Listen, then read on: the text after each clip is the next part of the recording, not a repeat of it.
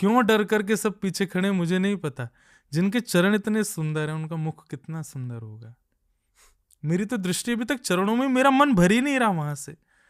ये बात सुनकर के नृसिंह भगवान और भावुक हो गए और हृदय में भर लिया। भगवान बोले कुछ मांगो, कुछ देना चाहता हूं तुमको।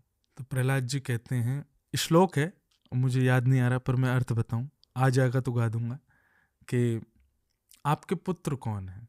बोले मेरे पुत्र ब्रह्मा। आपके पौत्र कौन है? तो भागवत जी के अनुसार शिव। और आपकी पत्नी कौन है? बोले लक्ष्मी। तो आपने ब्रह्मा जी को कभी गोद में बिठाया आपने? प्रहलाद जी कह रहे हैं। भगवान बोले नहीं। आपने शंकर जी को कभी जीभ से चाटा है? भगवान बोले नहीं।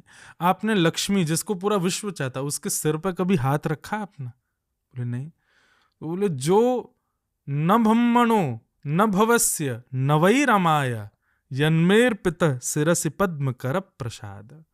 जो ब्रह्मा जी को नहीं मिला, जो महादेव को नहीं मिला और जो लक्ष्मी को नहीं मिला, वो एक दैत्य बालक प्रहलाद को आपने दे दिया। आपकी गोद में भी बैठा हूं, आप मुझे चाट रहे हो, आप मेरे सिर पे बार बार हाथ पे, और क्या मांगू आपसे? पर फिर भी आपको ये लगता है कि मैं कुछ मांगूं, तो वचन दीजिए जो मांगूंगा सो दोगे।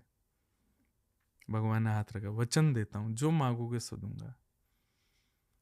तो प्रहलाद जी कहते हैं, यदि राशि समे कामान बराम स्वाम बरदर्शभ कामानाम हृदय संरोहम भवतस्तु व्रणेवरम।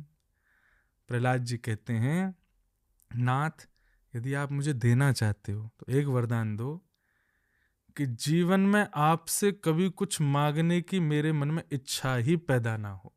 ऐसा वरदान दे दो।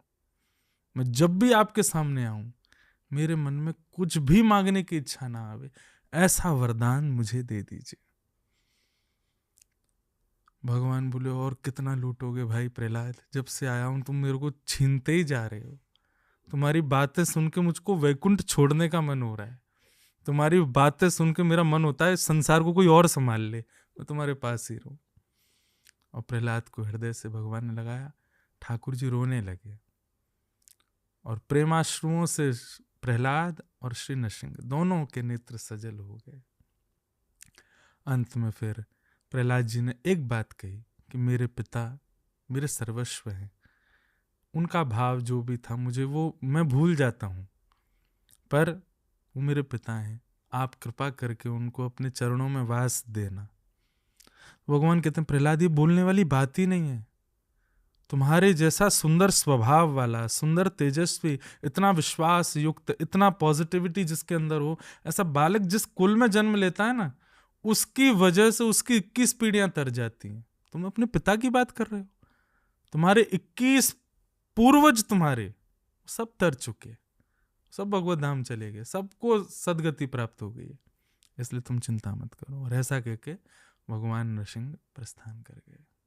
बोलो नृसिंह भगवान की जय। पूरी कथा ही सुना दी भगवान।